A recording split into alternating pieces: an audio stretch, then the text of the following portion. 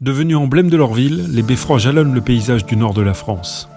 Tous ont leur architecture, leur style et de petites ou grandes histoires à raconter.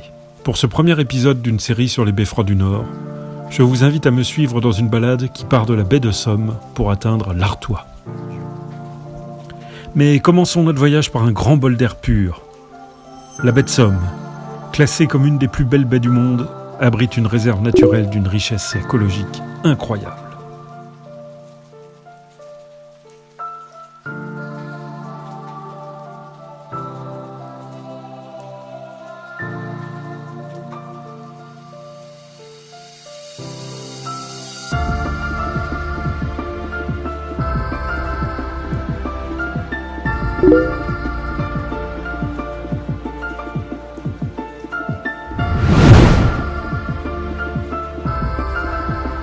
Et puis les souvenirs d'une belle balade en train avec les chemins de fer de la baie de Somme.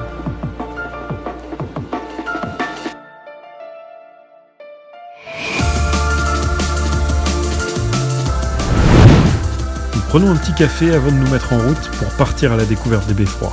L'occasion de se demander, un beffroi, c'est quoi ? C'est une tour civile, non religieuse, hébergeant des cloches ou carillons, rythmant la vie civile ou servant à alerter la population. Ils étaient les symboles de la richesse des villes. Marquant les heures de la journée, ils prennent le pas sur les cloches des églises.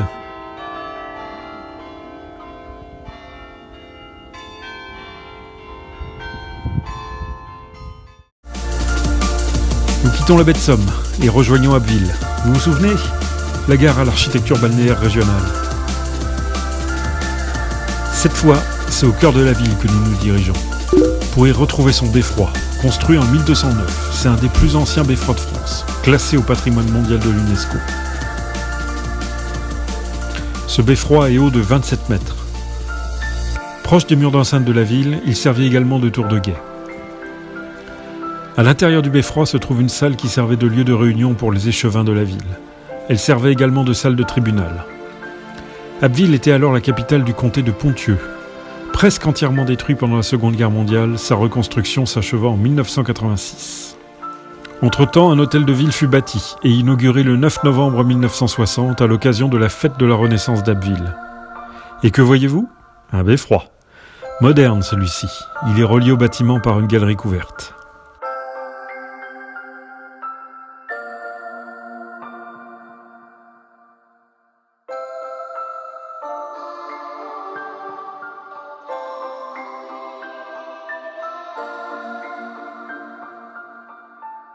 Avant de quitter Abbeville, nous nous rendons à l'église Saint-Vulfranc, à 2 pas de l'hôtel de ville. Achevé en 1539, ce chef-d'œuvre de l'art gothique flamboyant fait la renommée de la ville.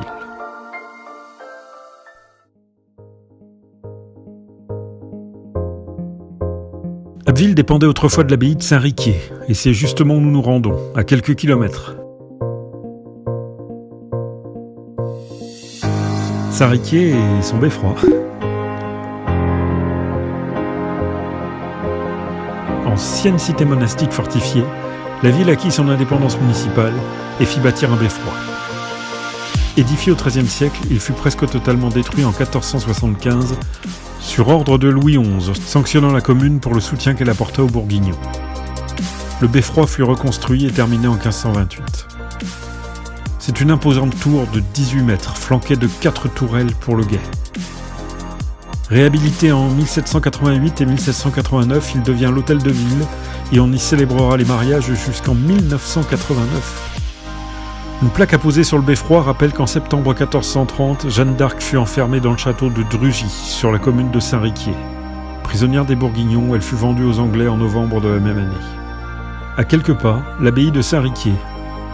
Entièrement financée par Charlemagne lui-même, l'abbaye exerce l'autorité administrative sur la ville. Maintes fois incendiée, détruite ou ruinée, elle sera reconstruite et restaurée jusqu'au XVIIe siècle. L'église présente une façade de style gothique flamboyant.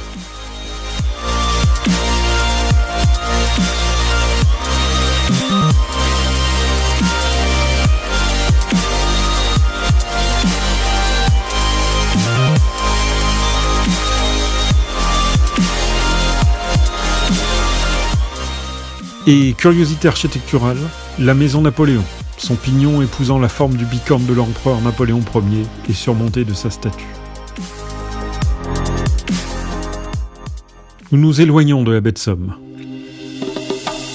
C'est en 1202 que Doulin devint une commune, et en 1286 qu'elle acquit la tour seigneuriale pour en faire son beffroi. Quant à la maison communale, elle fut installée à son pied.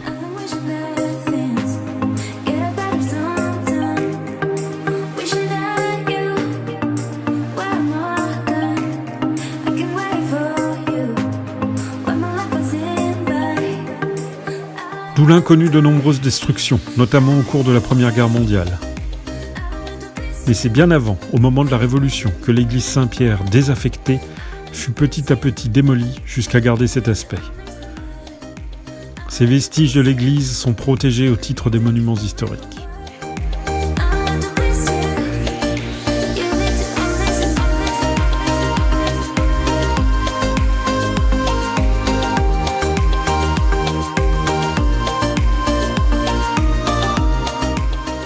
Construit en 1896, l'hôtel de ville accueillit à la fin de la Première Guerre mondiale, le 26 mars 1918, la réunion tenue par l'état-major allié qui confia le commandement unique du général Foch. La signature a eu lieu dans une salle de l'hôtel de ville. Ainsi, la cohésion des Alliés changea le cours de la guerre.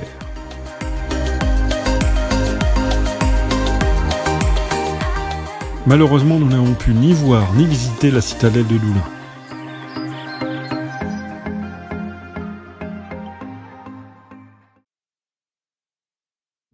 Continuons. Sur le chemin d'Arras, nous arrivons à Lucheux. Lucheux a un patrimoine extraordinaire. Ce qui marque avant tout, c'est son beffroi, aménagé dans une des anciennes portes de la ville. Son architecture est donc surprenante et en fait le seul beffroi porche de tout le nord de l'Europe. Il surplombe la rue principale du village.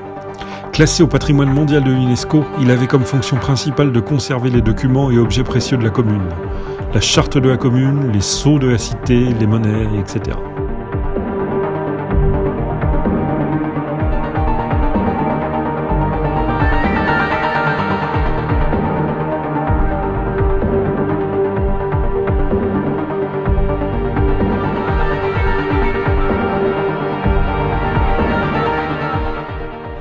Et oui, encore elle, Jeanne d'Arc.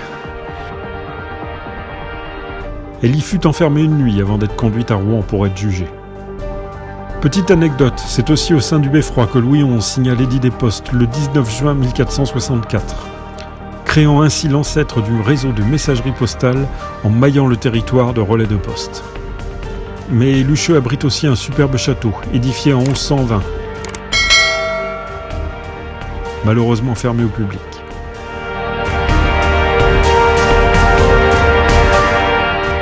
À Lucheux, vous pourrez aussi découvrir l'arbre des épousailles. 2 tilleuls entremêlés laissent entre leurs troncs un espace vide dans lequel les nouveaux mariés devaient se faufiler. Selon la tradition, le premier des mariés à passer à travers l'arbre serait le maître du ménage.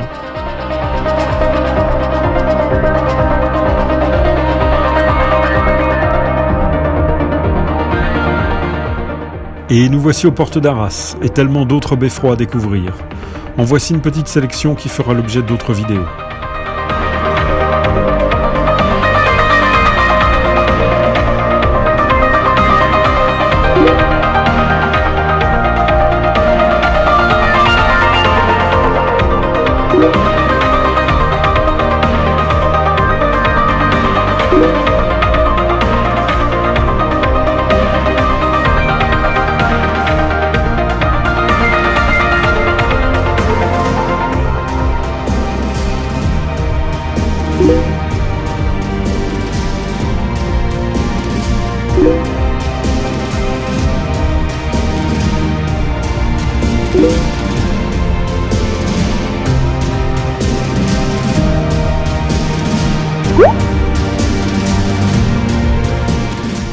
À très bientôt et bonne balade.